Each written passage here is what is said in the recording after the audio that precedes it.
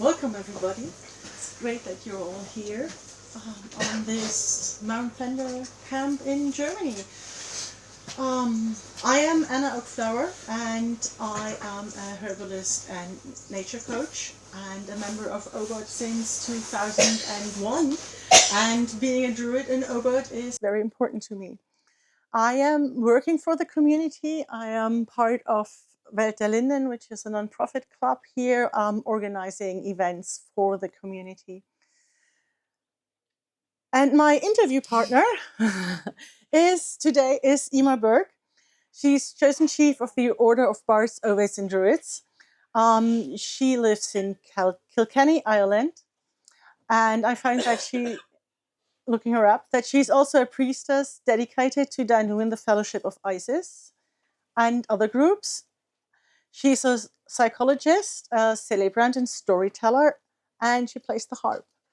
And we hope that we can hear you tomorrow at the Esterfoot playing your harp.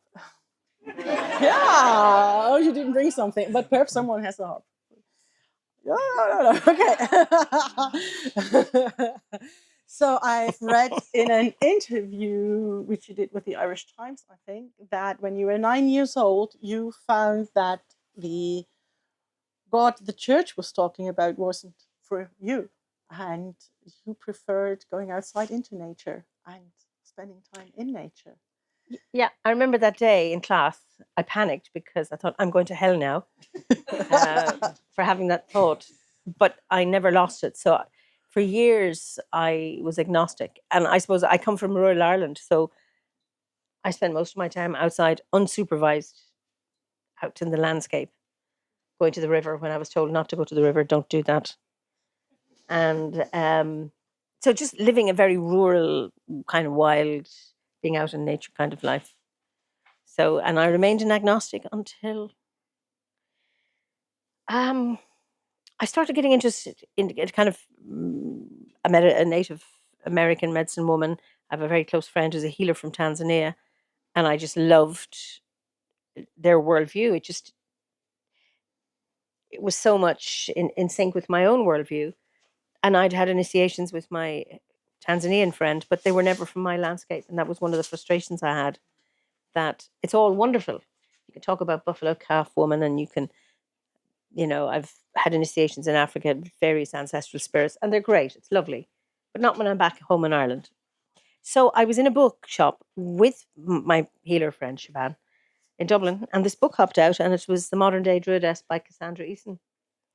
And I can't say it's the best of books. However, it was pragmatic. You can be a druid in a city, in an apartment, get 4 pot plants. Who was Uta talking about her desk in her science lab is paper clips. She creates her own wheel of the year with a container of paper clips. You know that your druid can be practiced anywhere. It doesn't have to be in the dark forest. It's lovely if you can be. And I really liked her pragmatic approach. And she mentioned Obot at the back of the book. And she said it was an excellent training, and that she is a solitary druid. She doesn't like groups. I thought, perfect for me. I don't like groups either. So so I went online, and I had a choice to make because I'm a psychologist. I was thinking of doing a psychotherapy. I'm a psychotherapist as well. Psychotherapy supervision training, which was going to take over a year, involve a lot of study and the course. I knew I couldn't do both, and this is the right thing to do. Oh, yeah, but I want to do this. This is the sensible thing to do. Yeah, but I want to do this. And then I dowsed, and I clicked on send for the introductory course. And as I did, this rush of energy just came right through me, and I knew it was the right thing. I got it, and I couldn't wait to say sign up for the whole thing. And then every month, waiting for the brown envelope. Some of you might never have seen a brown envelope. Some of you are in the order long enough to remember the brown envelopes. And a brown envelope in Ireland has another connotation. It's where you put bribes into a brown envelope for somebody, for politicians. But so I joined in August 2003. So the first ritual I got was for the autumn equinox. And Shaban and my late husband Howard, we were running a workshop, and it happened to be the weekend of the equinox. And we said, "Oh, here I have let's do this." But we did, and it went really, really well. And Shaban said, "You've been given a key." And I knew I was going to get 7 more of those. He said, "This is the key for this place, and you need to do them here. And if you don't, the lock will get rusty." And I did. He gave me, I was like 5 minutes in the order, and I'm leading ceremonies. So some of you say, "I can't do it because I'm not blah, blah, blah." I was doing it because there was nobody else. And I had to. And I did. And so it's 20 years now, every 6 weeks. And it's not all OBOD members. We started off with 3 people and then 4, and then slowly by slowly. And not everybody who comes to our ceremonies identify as Druids, but the ceremonies have such a resonance for them. And we have a very, very nice community now. And then it wasn't until 2011 that I went to an OBOD gathering. I was too shy. I am very shy, by the way. And I went with a friend, and I was fine in the town hall, but she could small talk to people, and she was on Facebook with them, so many people, and all. I just died. Just, this is so hard. This is so hard. And I just went and did therapy on the streets of Glastonbury to help me. And then I went to a Druid Gorset, and then that's when we sat, like things like this, sitting, having coffee, having meals together. And then took a while before I actually fell part of OBOD. And then I haven't missed a gathering since. Oh, wonderful. And Yeah. I think it's a story we all can relate Yeah. to because it's very similar to our own stories. Yeah, it's great. So, what is important for you about OBOD or in OBOD? Oh, I think the freedom to be. And I think, it starts off in the bardic grade. And if this feels right for you, you may like to try this. And you have a practicum. And then you're invited to write a reflection. And, at the bardic initiation, JJ will know the words verbatim, I know. But generally, the gist is you come of your own free will and you are free to leave whenever you wish. And that, is so the opposite to any kind of cult. And that each person's journey is their own. And it's not about racing through the course and getting everything done in 1 year or getting all 3 grades done in 3 years. It's taking your time. I took 6 years in my bardic grade because I didn't want to be a bard, because I wanted to be an ovate and doing all those ovatey things. Anyway, and I didn't start telling stories until I had completed my review. So everybody has a different path. And that's what I love. That allowing people their own individuality. So you can bring your other spiritual values, all the other crazy stuff that you do, that you weave in and make sense of it in your life and weave it into your druidic practice. Because, I don't know how a druid is meant to behave. We have our template, we have our ovate, our OBOD ceremonies, but they're guides. So when you get that ritual book, that's our guide for a solo ritual or a group ritual there. And to make of the wheel of the year uh, as we see fit now, because we're all on the northern hemisphere here, so it's fairly easy-ish. But my friend Marcus, who's in Italy, he doesn't do his harvest until November. After, so it's about finding it yourself and makes sense, and that's what I love. Also, the diversity. We've all sorts of people, weird and wonderful people, regardless of gender, color, creed, whatever, or spiritual values, that we are allowed. There's no dogma. And I think that huge freedom. I think that's one of our strengths. I think it's probably why we're the largest order in the world, that it allows that freedom.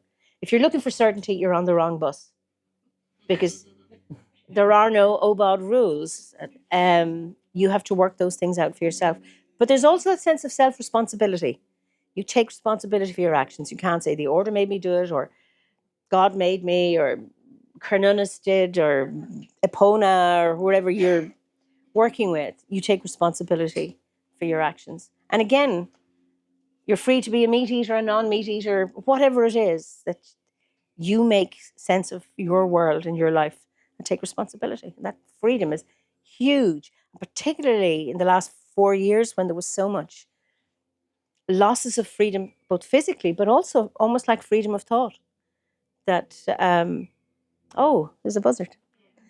That we need to hold on to our freedom of thinking and allowing each other freedom of thought and freedom of opinion, and not getting offended by people's different opinions. social media kind of takes a bit of that from away from us. We need to be careful as Druids because we spend so much time online that we still respect the freedom of people to express views that we do not like and that we do not agree with, and to cope with being offended, because we don't have a right not to be offended without being offensive ourselves, of course. Anyway. Yeah, now that you mention social media, the pandemic did change a lot for us. And one of the big changes we have seen since the pandemic is going into this online world more and more. And it's wonderful that it connects us all around the world easily. But I think that, yeah, there are also problems with it. And Druidry is such a nature based, or nature is so important for Druids. And especially when you started being a chosen chief, the pandemic came, and you had to jump right into this problem, finding balance between both of them. How do you cope with that? When I joined the order, I knew there was a Druid's Head pub. Is that right? The message board thing, and I thought, absolutely no way. Druids don't do that. And I eventually, when I became chosen chief, I got a password for the message board. That's my idea of hell, by the way. And Facebook messages. But I thought, you can't do this. Okay, but people want to see, fine. And I thought, no, I'm a psychologist. I was never going to work online with clients. You can't do that. You have to be face to face, and you have to pick up all the nuances and the subtleties, blah, blah, blah. Nor can you do a ritual online because, it cheapens it. The technology interferes. We have to be out in nature, blah, blah, blah. And then we didn't have a choice. And then I started doing online ceremonies before I became chosen chief because our lockdown started in March. And it worked. People said, actually, it worked. And I thought that was really interesting. Well, of course, what do you start doing? One of the first practicums you do on the bardic grade is what? After the sacred grove, exactly. It's before that. It's your inner grove. And it's all about your inner world, as well as, it's easy connect out there, but it's how do you develop a rich inner world? And if you can do that, and this is like what Cassandra Easton said, you can be in a city and you can have your grove, or you can be in a prison cell or wherever you are. But once you're free in here, and I thought these are really, really interesting lessons for us being trapped as we were in those times. And then when Dave the Bard, curated, and choreographed that wonderful installation ceremony, there were files going back and forth from him and Philip and Stephanie to me. Philip and Stephanie would have been recording, say, chanting the Arwen. Then I would have to listen to that and then in earphones and then chant in harmony with them, send that back, and then something else had to come back. And I didn't hear the final thing until the actual ceremony. And I was sitting in my sitting room with my family and some friends, and I was there the night before with Philip. My laptop wasn't working, so I had him in my hand on my phone as he was lighting a candle. I don't know if any of you remember, he lit a candle and he said, send this light around the world. And he handed something to me. I could feel it. It was just fascinating. And then the next day when the installation, I was in tears. It was really, really profound.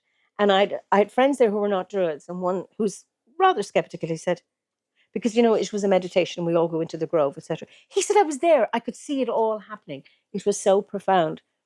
And I knew then this was the way it was meant to happen. I might have been distracted by the physical presence of people, but I actually could feel the mantle being handed over to me from Philip. And that was really, really profound. And I thought, but that's exactly what we do. We work on the inner plane as well as the outer plane.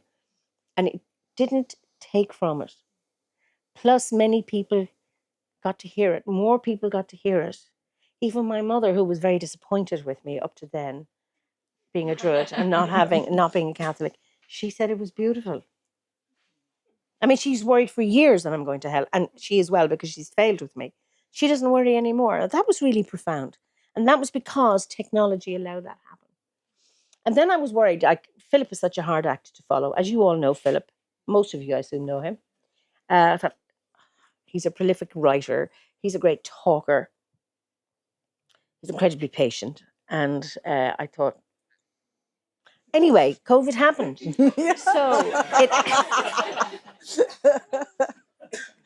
it, then a new OBOT emerged because people were asking me beforehand. Maybe 2019.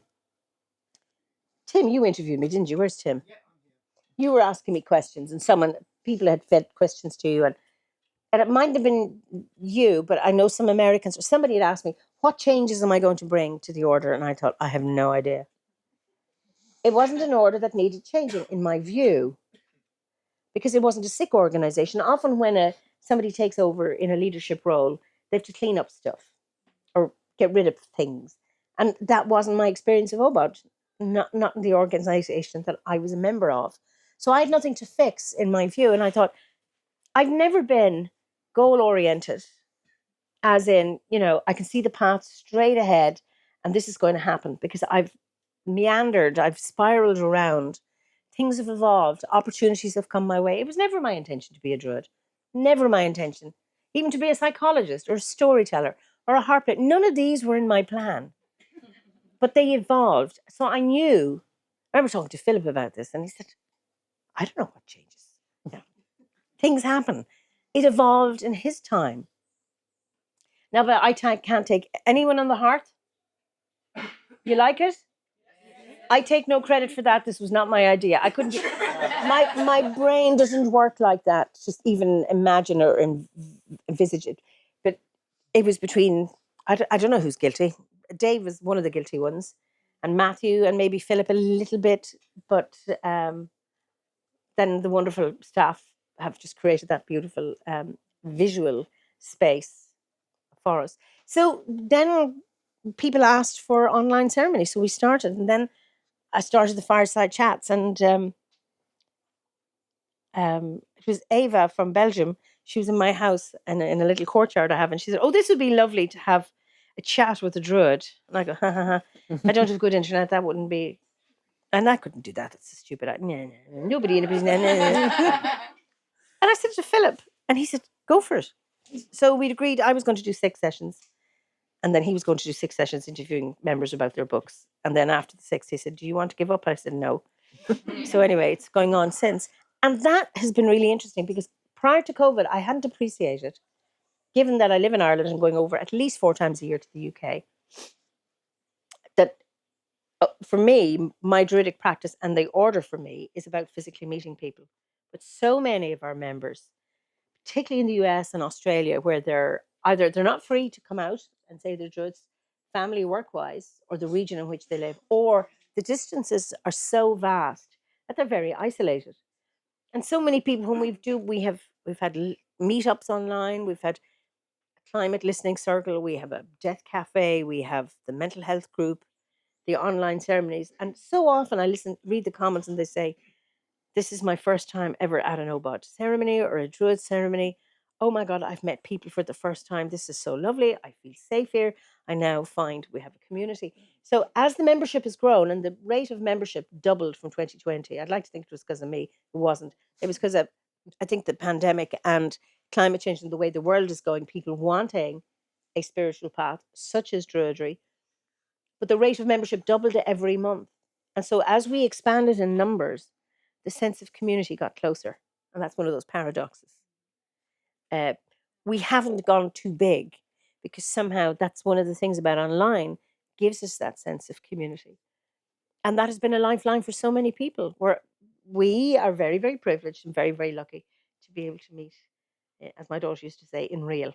And where all of these online stuff works very, very well, there's no substitute for being physically present. But it's both and, it's not either or. And I think that's the beauty of it. And so we, as an order, have gone very, very well with the times and with the changes in the world. And so when the hearth came up, I don't know if are all of you on the hearth? Are there people who do know? Is there anyone here who doesn't know what I'm talking about? Did you want to put your hand up?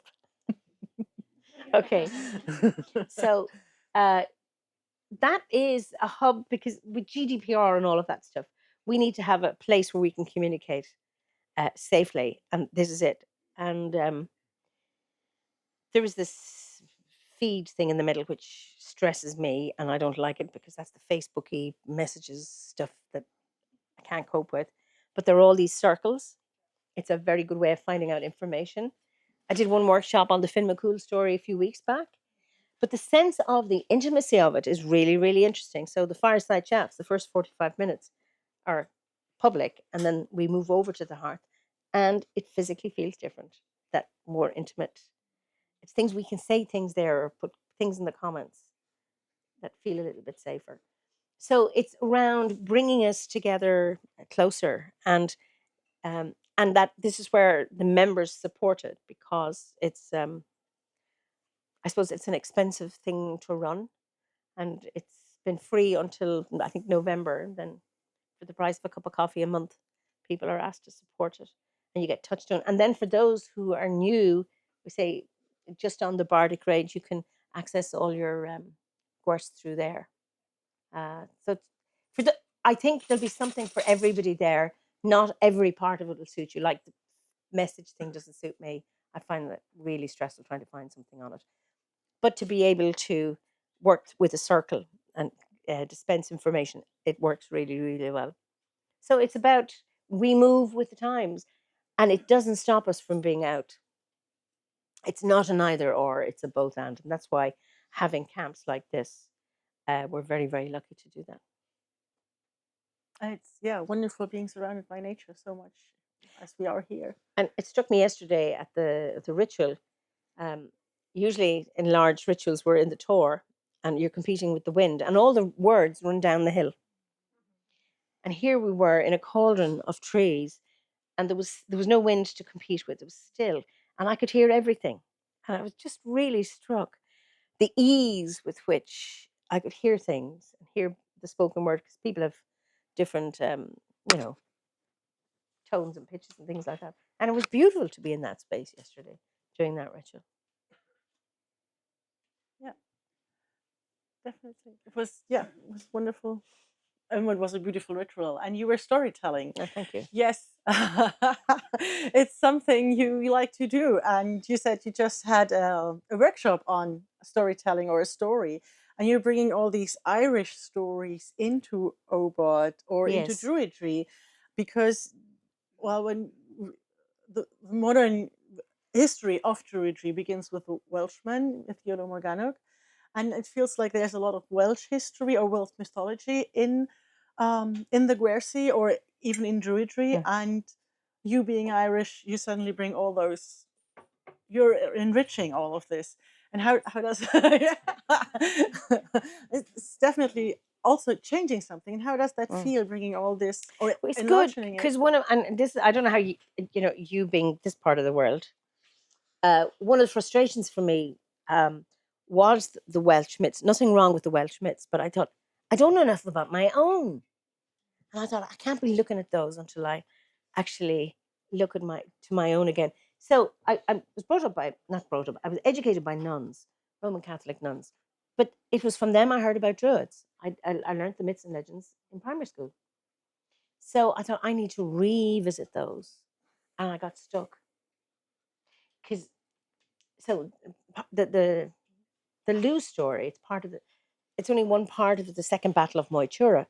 And there's layers and layers, and you can go here, here, here, all over the place. But you also have your own, say in Germany, you have the Nibelung Yeah, and others that you need to find your own mythology. And it's both and, it's not either or. And when you can place yourself within your own mythological context and find the places where these stories took place, it's very, very rich. And I think that's where my passion is. So Sean O'Guihin and I, he's an OBOT member, we led a retreat recently. We did one 2 years ago in Donegal, with where Birog, that story takes place. We went to Tory Island. This is where the tower was. This is where Balor had his fort. This is Birog's cave. This is her rock. This is where this happened, that happened. And to be able to tell a story and then walk the landscape is really profound. And I assume you can do the same here in, I know that there we have Dutch people here as well, whether you have Dutch mythology or the Belgians, whatever it is, finding that animates um,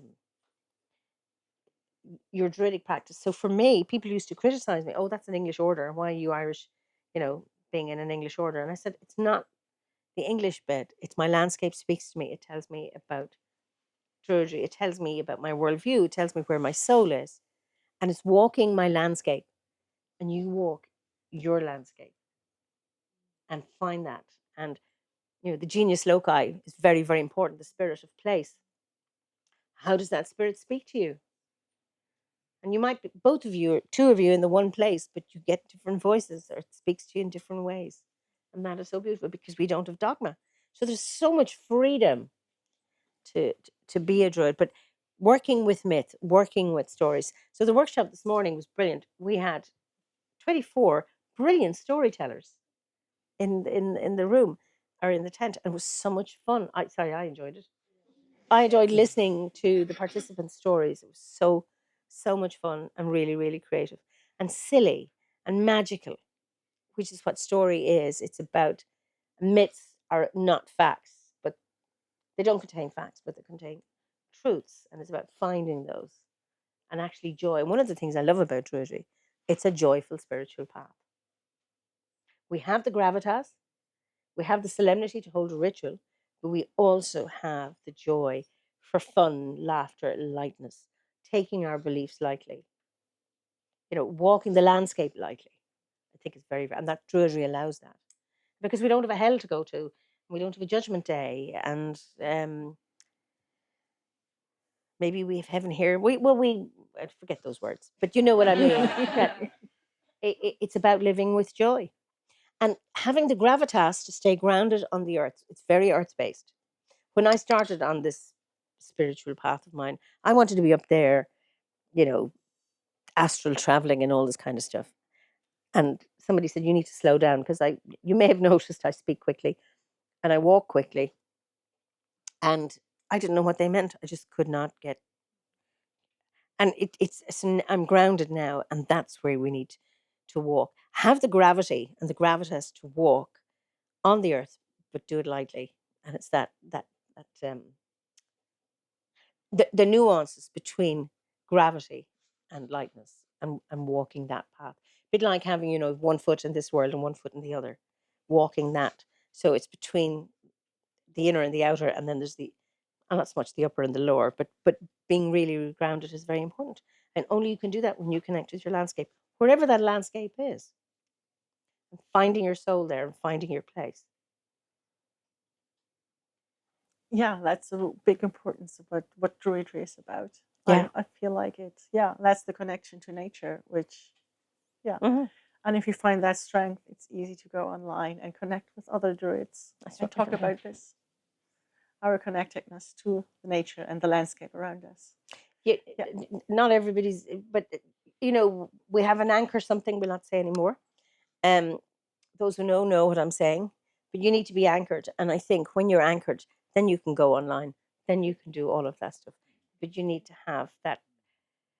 I don't know if many of you've done shamanic journeys, but if you do, you have a starting point. It could be the roots of a tree, or the entrance to a cave, or some place that you recognize. I leave the ordinary world from this point, and this is the place to which I return. You leave your front door, if you have, I assume everybody has a front door, even if it's in an apartment block, you leave that and you know that's where you come back to in the evening. We all need to know that. We need a secure base. Psychologically, we need a secure base, and spiritually, we need a secure base from which to travel, from which to take off, and to which we return. Like I live in Kilkenny, I'm not from there. I wasn't born there. The place where I was born, I never felt I belonged. And then went to Kilkenny, I belong there. It does not belong to me, but I belong there. And it's about finding your soul in your landscape. I mean, some of you may be in the place of your birth, others you have moved, but it's finding that place. And hopefully you can be at peace in the place you live. Not everybody is, unfortunately, but it's about finding that. That's beautifully said. Uh, yeah, very important.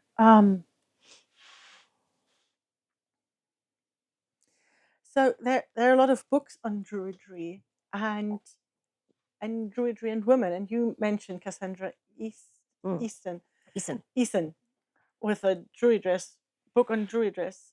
the No, yes, it's modern day druidess is the a title. modern day Druid dress, and um, there's also an yearly online event about women in Druidry, and Carrie is is um, taking part of that everywhere. And you stand in a long line of tradition of men. Yeah, you're not the first person who's leading a modern Druid order or a well-known order, but you're the first in this long line of Druids who've come before you. And how does that feel, being a woman in that line of men? I'm not in awe of that, and I'm not surprised. And it's almost like I don't think about it particularly. Yep. Simply, so Obod is, has very much a flat hierarchy. There's three people at the top. There have always been two women at the top. Only one could be a chosen chief. So Ross Nichols was the first chosen chief. Marjorie, do you know her surname? She was the first scribe, and Vera Chapman was the first Pendragon. Yeah, so two. Then then Vera passed that. Uh, then Stephanie became scribe, and then Vera Chapman handed it over to Will Worthington. Then there was one at the top, but there's always been at least one woman at the top, and now there's two again. So um, there hasn't been an issue within the order around, you know, needing. Real Druids wear lipstick, by the way. I hope you've noticed, and it, white beards are passe. Sorry, lads. Um, and it's interesting in the Irish mythology. There's Birog, who's a druid, and she's mentioned in the texts. There is in the Thoin when Queen Maeve is going to, with her soldiers from Connacht, is going to the battle with Ulster. She meets Fidelm, who is a seer, and she's just come from Alba, Scotland, studying seership, and she makes a prophecy. There are two other druidesses, Ethna and Fidelma, and there was a bit of religious spin on this, that they met Saint Patrick and he baptized them, and then they died and they went straight to heaven and they were very happy after that. Don't believe that one. But there are mentions of druids, female druids, in the mythology. Now, there are not many mentions. However, when you think of, there are not many mentions of women in anything, um, and they've been, Yeah, excluded from history. especially So shoot. Well, even music, when I did music at school and learned about all the great composers, and I never heard of Clara Schumann or Fanny Mendelssohn or how many others. And I know these were composers in their own right. So it was just because they weren't mentioned. It wasn't that they didn't exist. So absence of evidence is not evidence of absence. So it's about. I mean, when it was announced, people were saying, "Oh, this is wonderful, standing up for women's rights." Blah blah blah. I didn't feel that was a necessary fight or battle within the order, yeah, because we do welcome diversity. Um, when you look at even uh, we have Quobod, for example, the queer Obod. hmm We have gay people, trans people, anyone anywhere on that queer spectrum, welcomed, active. Um, it's not an issue. There's no need to fight within the order. Maybe fights are outside, but within the order it hasn't. And that's something I really, really value. So, in fact, I'm a woman, neither here nor there. Sorry. yeah, that's great to hear. Yeah, I think it's interesting that there are stories about druidesses even from the Roman times, Mm, because the Romans were so male centered and all of that. So yeah, there always have been important women yeah. in Yeah. that in that thing. Yeah. So where do you like Obot? Where do you like to see Obot is going? Or That's the question I always hate. Yeah, okay. Then we just leave it out. On And the straight and no, narrow path. yeah. So, We're going to get rid of spirals, okay? Straight and narrow. what? So, It's I don't know where it's going. I'm yeah, not a no, it will evolve the way it does. When you look at they've been kind of dipped in a number of conversations, um, where the main churches have dropped, they're under decline because of a lot of the shenanigans and behaviors and things like that. And then in other pockets, fundamentalist religions are coming up. But things go. This too shall pass. I told a story at the summer gathering. Nil tilla doved not thrown.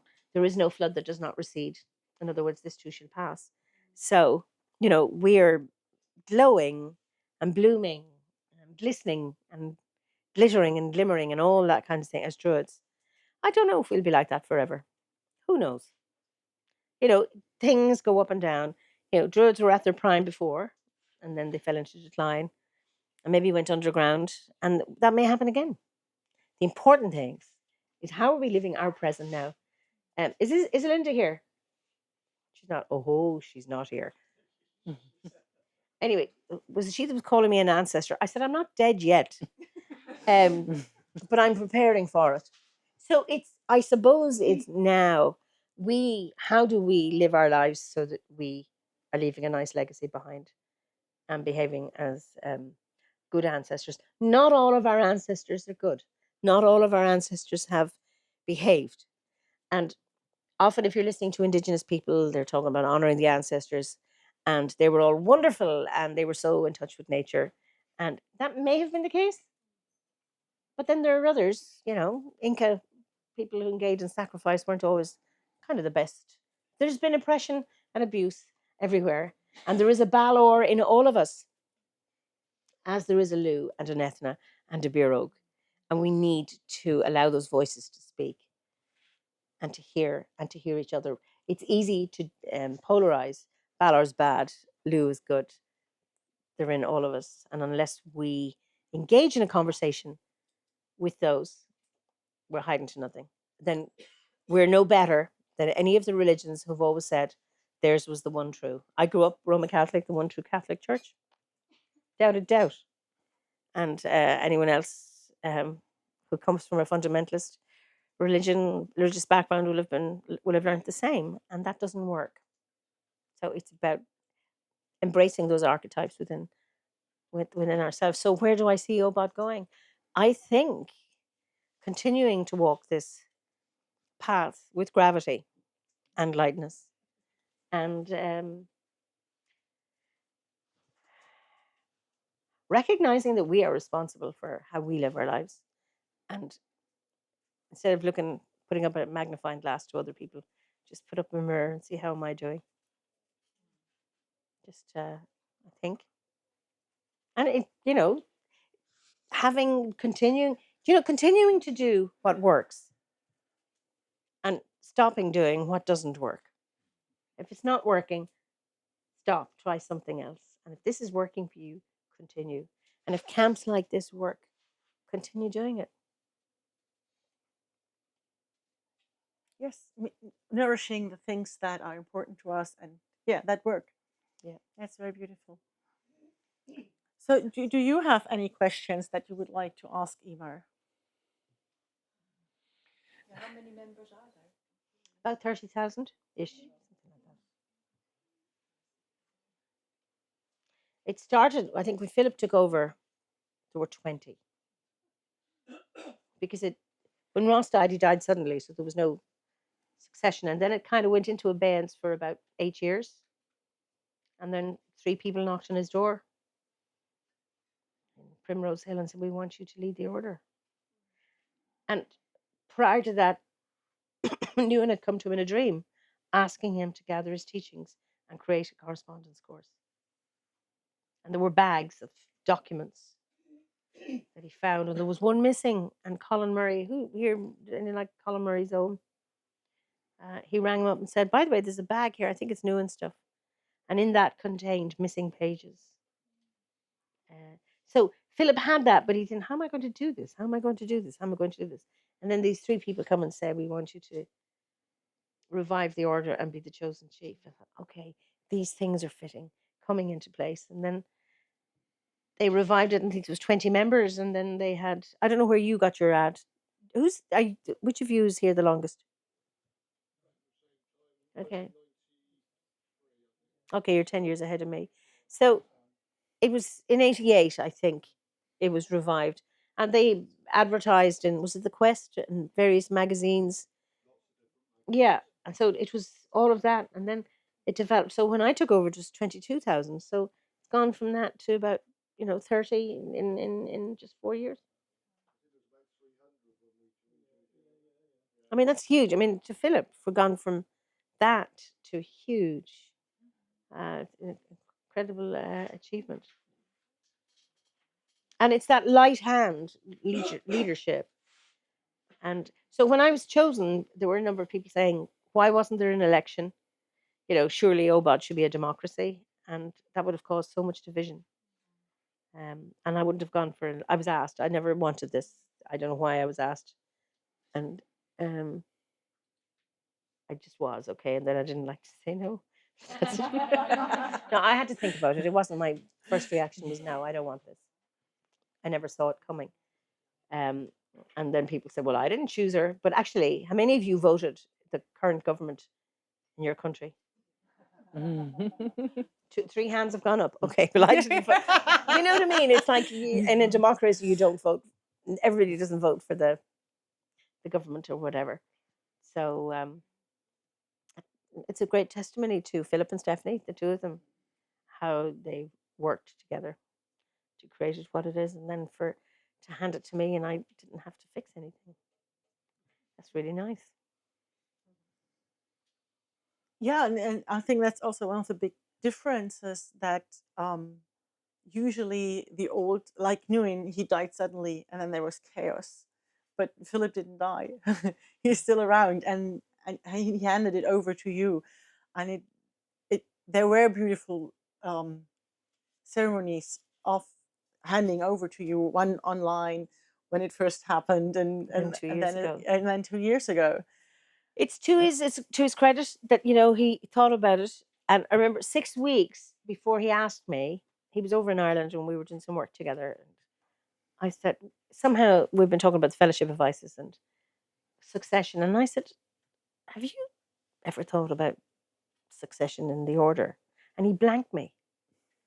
And I thought, oh shit. It's a bit like saying, when you die, what's going to happen? And I thought, I shouldn't have asked that. That was just a step too far. And 6 weeks later, he asked me to be. But that had been decided a few years before. So I just didn't do it at that time. It wasn't the time to ask. And I remember thinking, you need to prepare people. People are going to be really, really upset. Adrian and I had a conversation in my kitchen a few weeks before the announcement was made. And he was saying, I owe so much to Philip. And just to be honest, I don't know what OBOD would be like without Philip's chosen chief. And I said, yeah, I agree with you. But I couldn't tell him. But I did agree with him. And but he did such a good job preparing people and the rationale in the town hall in 2018 that by the time he got to who, people understood the why, and it was easier for them to hear it. So and that's leadership. So I owe him a lot. So yeah, and Stephanie. Yep. For yourself, do you have a sense of how long are you going to see it through until you get senile or Whichever comes first, is that what you mean? When I was asked, I wasn't given any time limit. I thought between 7 and 9 years. So that still stands. And if I get really power hungry, I mightn't hand it over. And Philip was just short of. Robert Mugabe was in power for 37 years. Philip was there for 32. So it doesn't come with a time limit, but I do need to have a successor before I step down. So yeah. It will. How old am I? I will be. I'm 84. I'm 85 next week. I've had a lot of work done, and it's all got to do with visualization and meditating with the trees every day, being grounded, walking lightly, light body exercise. Yeah, avoids wrinkles and never wearing high shoes. High shoes give you wrinkles because you spend all the time going, "Oh God, these are killing me." And they make you wrinkles.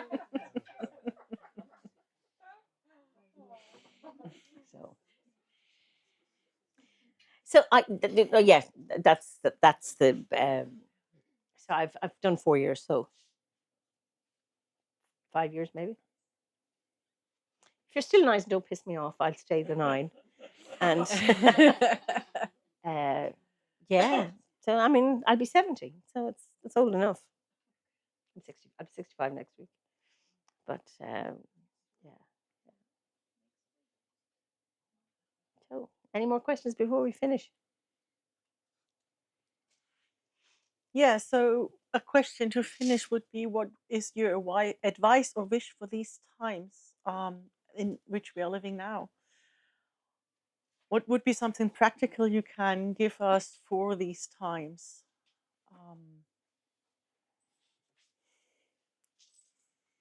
Again, walk with gravity and lightness, and build up some resilience, and not be so sensitive to different viewpoints, and be far more accepting of viewpoints that are different.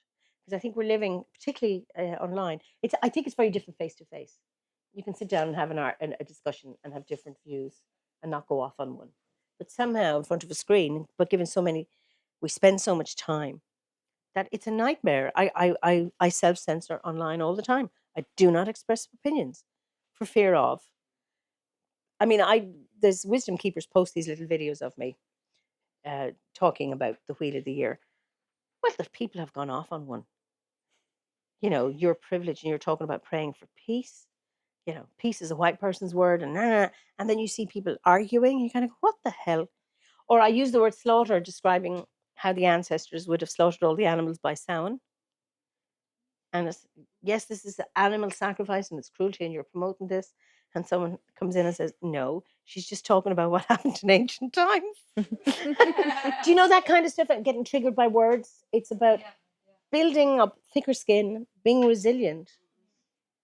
It's like, do you only ever go out when the sun is shining?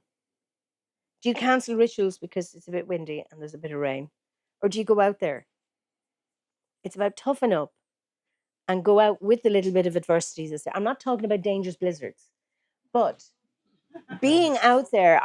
Are we fair weather druids, or are we going to go out there and be out with our fellow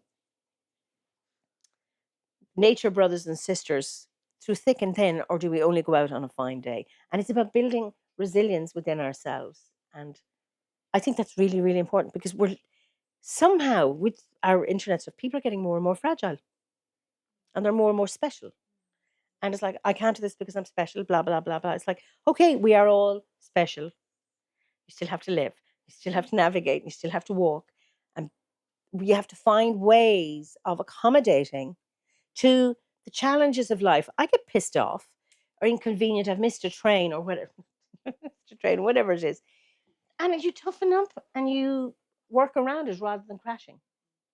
Same with opinion that isn't the same, or you've someone whose values are different or beliefs. It's about toughening up and being more open to people. And I suppose never being smug as druids. Because often, because I know, well, we're pagans, we don't do anything like those awful fundamentalist religious people do. We're never going to do that. It's like, there's a Balor in every one of us. And we need to watch that. Give Balor a voice. If you don't give Balor a voice, you're in trouble too. Acknowledge Balor and Lou and Etna and Cian and Birog. Am I waffling? No, no. No, and so thank you very much also for this advice to stay connected And if I to the catch you earth. out not doing it, following my advice, Yes. Ah.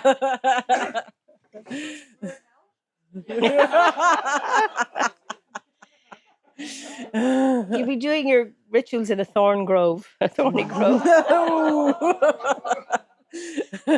in a gorse grove. With nettles. Nettles and gorse, yes. And a wasp nest Yeah, nearby. yeah, yes, of Yes. course. Now, Yes. she's tougher than I am. Have you noticed? She was laying it on thicker. It's funny about being asked for advice because how much advice do you take when you ask for it? Yes. Yes, but thank you so much. Okay. Yeah. Great. Thank you. Okay.